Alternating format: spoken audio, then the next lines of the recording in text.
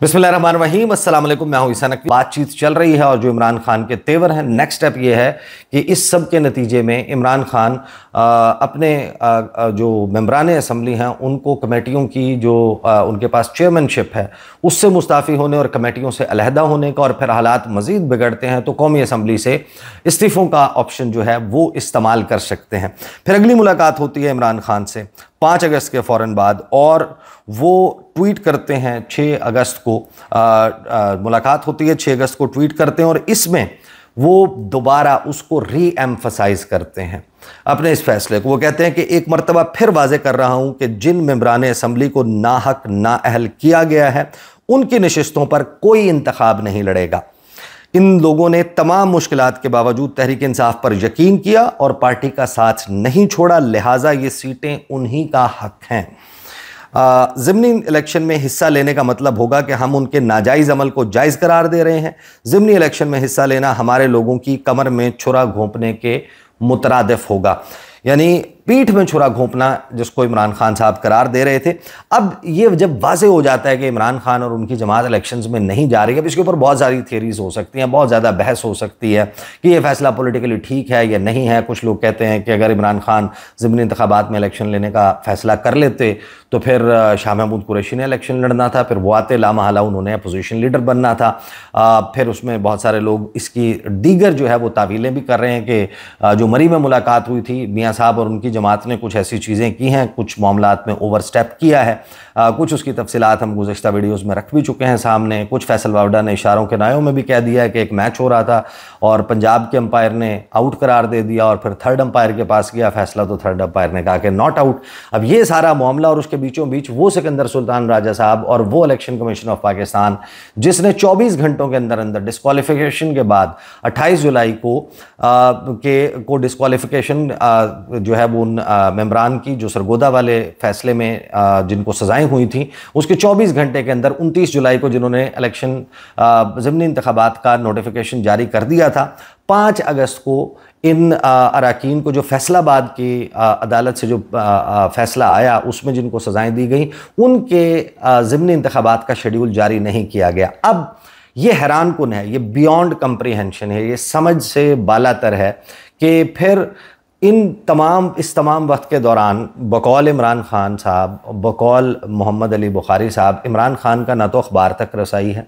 ना टेलीविज़न तक है, ना न्यूज़ चैनल्स तक है, ना किताब तक है, ना डॉक्टर तक है, ना अपनी अहलिया तक है, आइसोलेशन में है। लोगों को उनके सलाम का जवाब देने की इजाज़त नहीं है, उनसे बातचीत करने की इजाज़त नहीं है। कंप्लीट आइसोलेशन में इमरान खान साहब ने किस थॉट प्रोसेस के तहत या बाहर होने वाले किस मुबाहिसे से इम्प्रेस होकर इमरान खान साहब अपना डिसीजन चेंज कर लेते हैं? उनको आखिर ऐसा क्या ब्रीफ किया जाता है? ज़ाहिर है कि सिकंदर सुल्तान राजा साहब ने अपने तौर पर ब्रीफ किया होगा सैयद मोहम्मद अली बुखारी साहब को, लेकिन इतने कलील वक्त में, इतने कम वक्त में इमरान खान साहब को ये हैरान कुन है कि उनको ये कन्विंस कर लिया जाता है कि इलेक्शन लड़ना ही हमारे मफाद में। अब ये मैं क्यों कह रहा हूँ? क्योंकि उन्होंने कहा है कि आप पॉलिटिकल पार्टी जो पॉलिटिकल कमेटी है, सियासी कमेटी, वो डिसाइड करे कि हमने इलेक्शन लड़ने हैं या नहीं लड़ने। अगर तो इलेक्शन ना लड़ने का फैसला ही रहना होता तो इमरान खान साहब ये कहने की उनको ज़रूरत नहीं थी। जब आपने इसको उठाकर भेज दिया, अब ज़ाहिर है कि एक उसमें साइड ऑफ द स्टोरी ये है कि इमरान खान साहब को ये कहा गया है कि उसमें तो अगर हम लड़ने का ये कहते हैं, ये फ़ैसला लेते हैं कि हमने नहीं लड़ना, तो फिर तो खैबर पख्तूनख्वा के भी बहुत सारे MNAs हैं, उन्होंने भी नाअहल होना है और कौमी असम्बली में फिर हमारी स्ट्रेंथ बिल्कुल ही स्क्वीज़ हो जाएगी। पाकिस्तान पीपल्स पार्टी जो है वो फ्यूचर में किसी वक्त अपोजिशन में आ सकती है, एक नया ड्रामा जो है वो लग सकता है। लेकिन ये बियॉन्ड कंप्रीहेंशन है कि इमरान खान जो अपनी सियासी ज़िंदगी की सबसे अहम फाइट के, सबसे अहम लड़ाई के सबसे अहम तरीन मोड़ पर हैं, वो अचानक से अपना जहन इतना तब्दील कर लेते हैं। अब ज़रा इसको ब्रॉडर कॉन्टेक्स्ट में रख कर देखें कि जो इस वक्त हमारे सामने सियाको सबाक सियासी मंजरनामे का मौजूद है कि हुकूमत के करप्शन स्कैंडल्स आते हैं और आना शुरू होते हैं। ये दावा किया जाता है कि 2000 अरब की करप्शन है, फाइलें बन रही हैं और इसको जोड़ा जाता है कि एक 27वीं आईनी तरमीम आनी है। फिर फैसल वावडा साहब जो हैं वो आपको मंजर आम पर नज़र आते हैं और वो आकर कहने लगते हैं कि मियाँ मोहम्मद नवाज शरीफ की 4 टांगें नहीं हैं कि उनके साथ कानून को डिफरेंटली बिहेव करेगा। जो तसलसल की राह में आया उसको रगड़ दिया जाएगा।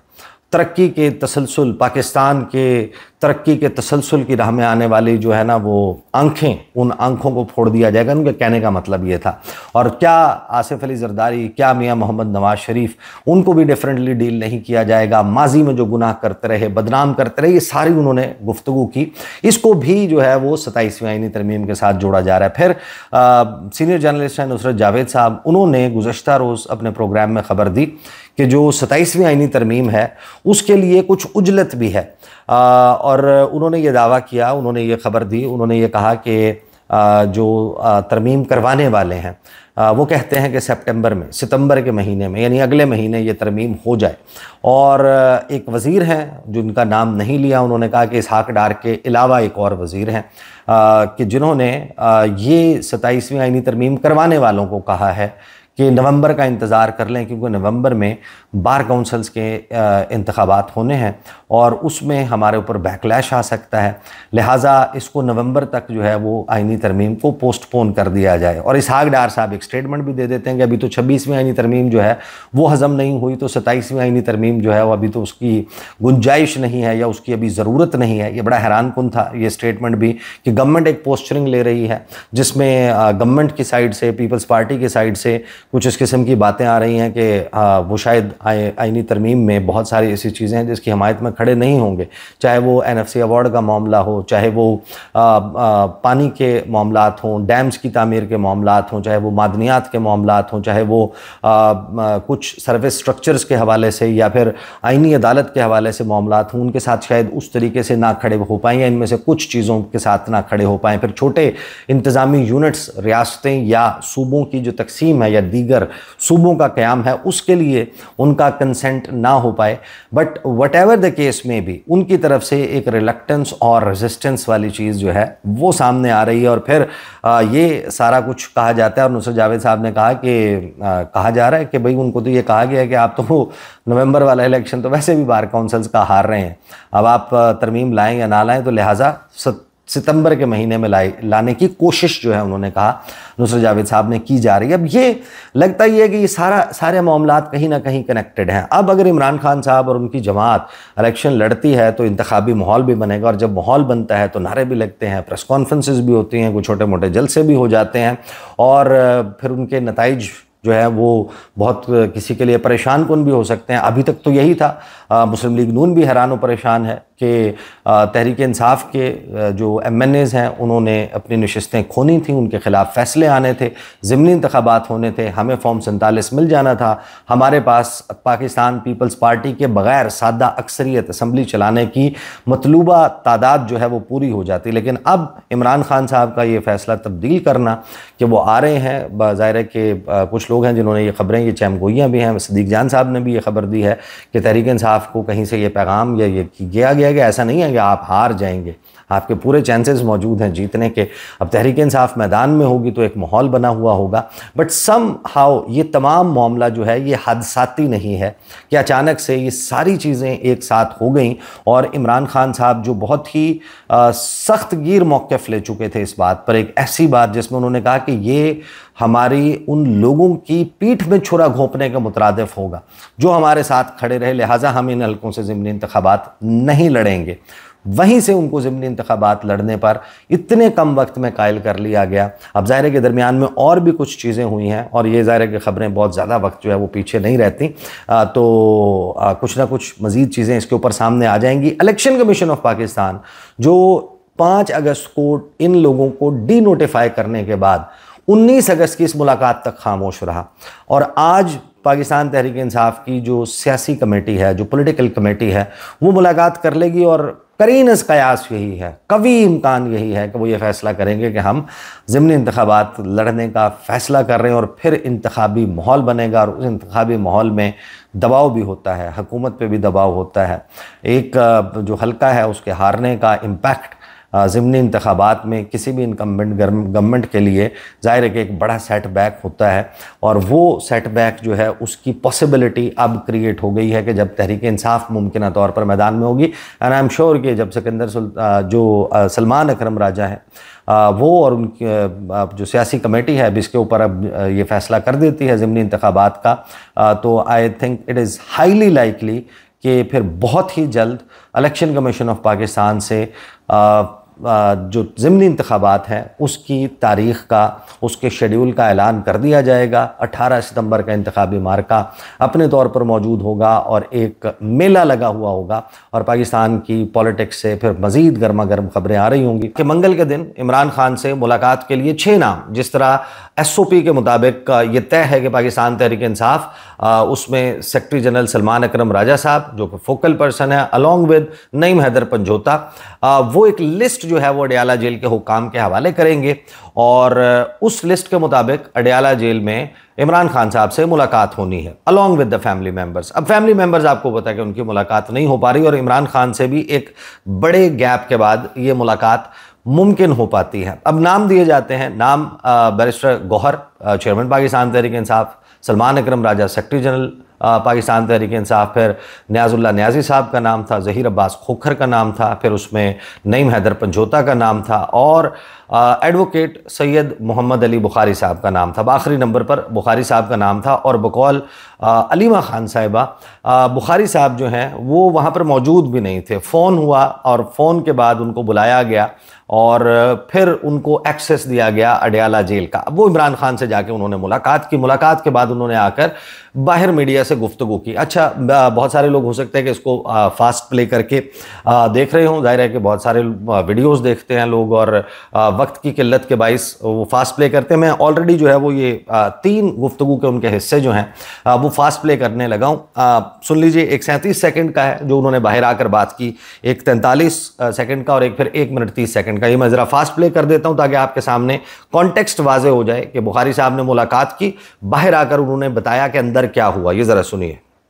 इसके अलावा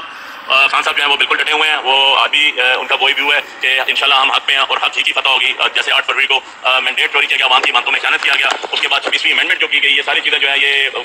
कानून और स्पेशली दस्तूर के मुनाफी की गई और अक़लियत को अक्सरियत में बदला गया और अक्सरियत को अक़लियत में बदला गया और आपके जितने भी आवाम की वोट थी जो कि एक अमानत थी, कौमी अमानत थी, अल्लाह और उसके रसूल के नज़दीक अमानत थी, उनमें खयानत की। माफ़ी वाले मामले पर क्या कहा है?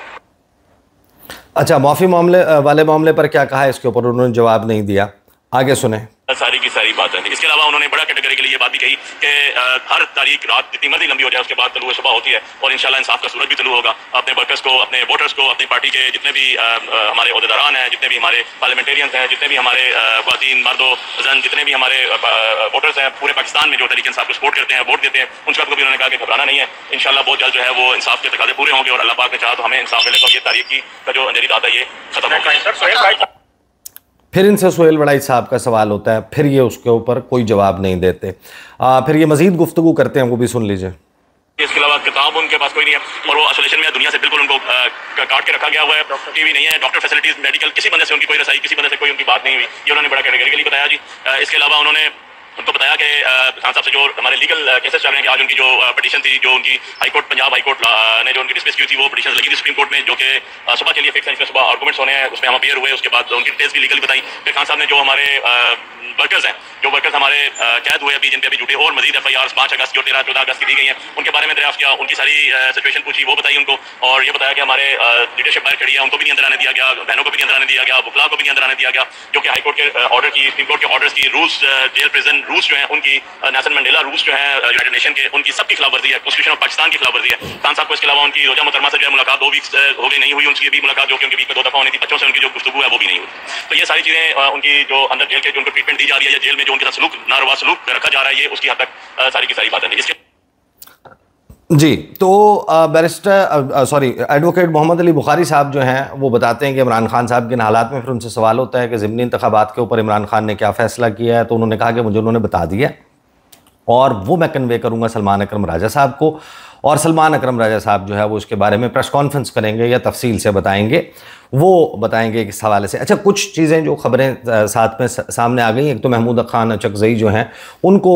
कौमी असम्बली में लीडर ऑफ द अपोजिशन नामज़द करने का इमरान खान ने कहा। फिर साथ में पंजाब में लीडर ऑफ द अपोजिशन की नामजदगी के लिए 5 नाम उन्होंने कहा कि पार्टी मुझे भिजवा दे, उनमें से मैं फ़ैसला कर लूँगा कि किसको लीडर ऑफ द अपोजिशन बनाना है। अब हैरानकुन तौर पर यह बात जहन में रखिए कि एडवोकेट मोहम्मद अली बुखारी साहब जो हैं उन्होंने बड़ी तफसील से एक बात बताई और इमरान खान के ट्वीट में भी ये बात मेंशन हुई कि दुनिया से कट ऑफ किया हुआ है। अब यानी इमरान खान साहब तक